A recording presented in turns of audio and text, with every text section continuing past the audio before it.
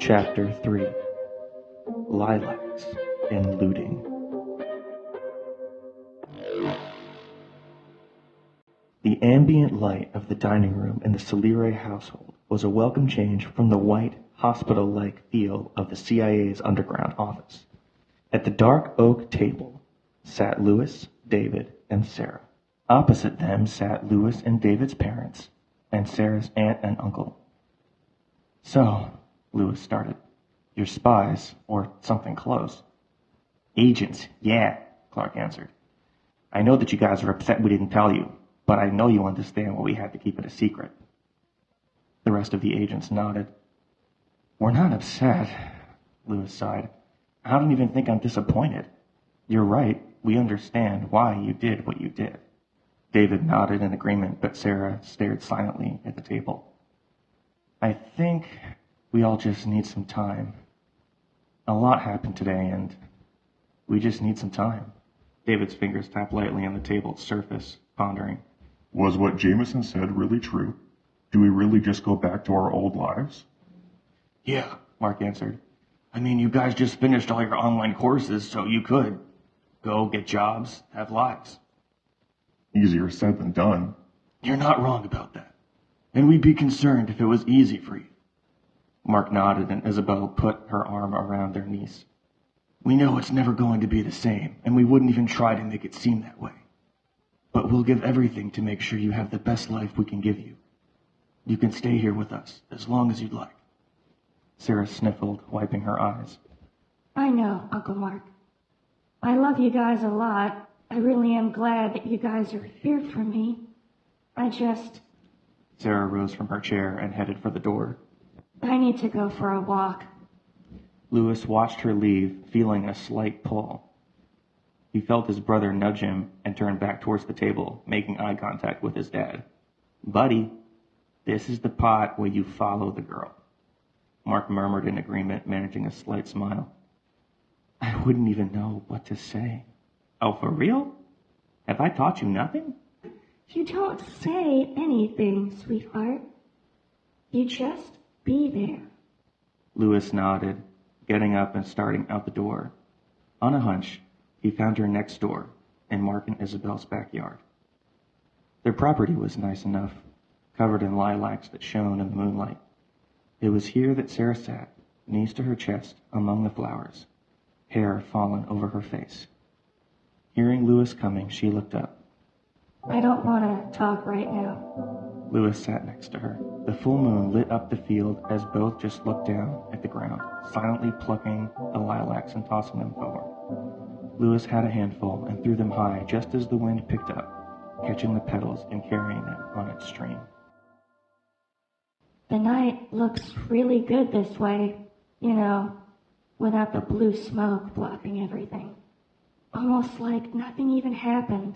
And this whole town, everywhere, it'll never even know what we did, what Mom and Dad did. She fought the urge to cry, but the tears persisted, and she fell into Louis's arms once more. I know this really hurts. I'm still so tired of crying. My heart is just so exhausted. Louis held Sarah tightly as she let out sob after sob, desperately searching for the right words, but finding none. For several minutes they remained, and Sarah let go, getting up and turning her back towards Louis. He stood as well, still fumbling for words, any words. "I'm so sorry, Sarah. I can't even imagine what you're going through, and I know I can't fix it. But it's okay to be sad and to cry. I wish you would know that I'm here for you.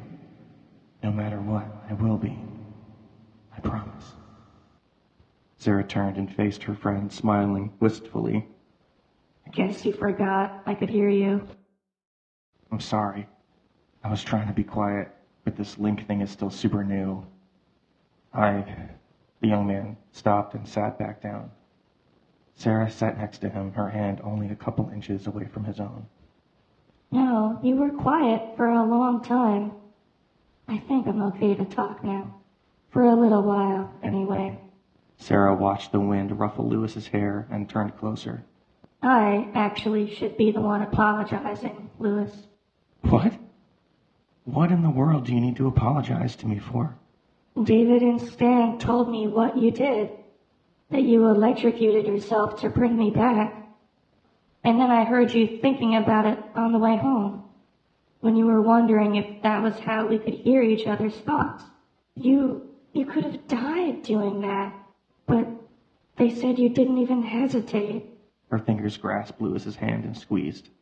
Thank you, Lewis. I'm sorry I let myself get hurt like that. When I saw my parents in the other room, just lying there, I lost it.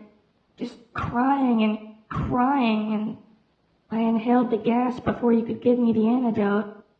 I'm sorry I put us both in danger. Lewis gently lifted Sarah's head with his free hand. You don't have to be sorry, Sarah. I'm not one bit. It was an impossible situation for anyone to handle, and I don't blame you for reacting the way you did. And of course I didn't hesitate. You're more than worth it, lady. Looks like I have another reason to call you hero. Sarah smiled again. Lewis cocked his head in curiosity, realizing he wasn't aware of why Sarah called him that. But before he could ask his question, she turned away. I have to go. There's a lot to take care of, but I'll see you tomorrow, if you want. Yeah, lady. See you tomorrow.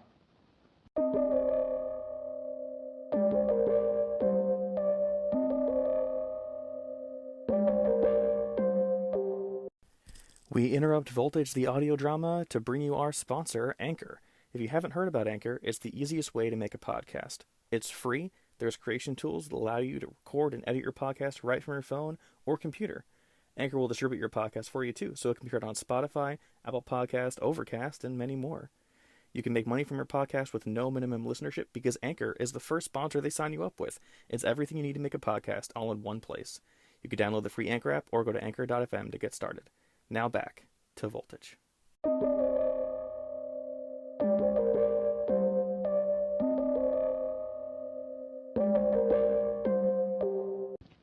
The stale air of crumbled debris and spilled chemicals hit Sky Tomber hard. I can't believe I came back here. A collapsed pillar blocked his path only for a moment. This newfound strength was a welcome improvement, even at the cost of his burned vocal cords. Taking his time to navigate the altered surroundings, Sky eventually found his father's old desk, memorabilia from the company still cluttering its top. He ran a hand along one of the drawers, finding it locked along with the rest. It would be easy enough to break them open, but the young man did not want to be here a minute longer. He was only here because of what she had said. We need answers, Sky. How can we know what to do when we don't truly know what's been done? She had made a valid point. I suppose I could just take the whole thing. Closing his eyes and focusing intently, Sky kept one hand on the desk as the space began to ripple around him. Still getting used to only moving myself. Going to be difficult, but I cannot fail. Tensing his grip on the desk, the corner bent slightly as the air bent greatly, enveloping the wanderer and his prize in darkness.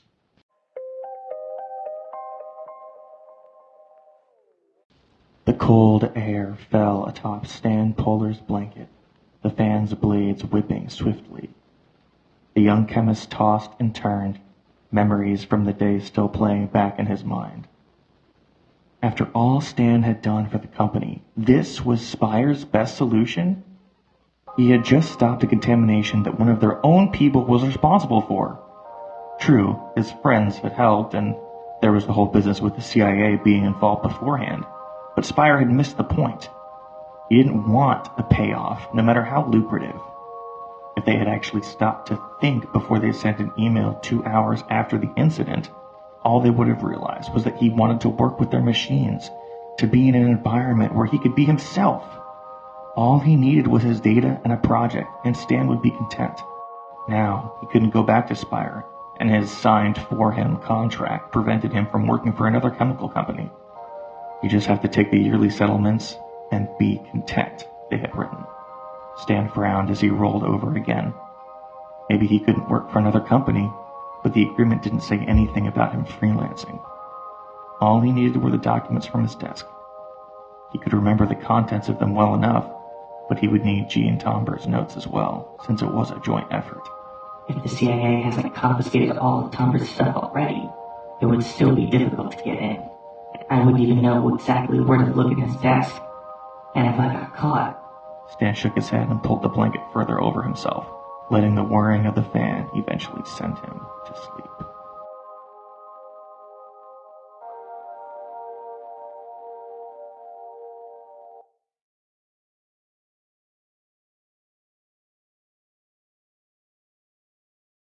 We hope you enjoyed this exciting episode of Voltage the Audio Drama. Tune in every 2 weeks for the next chapter.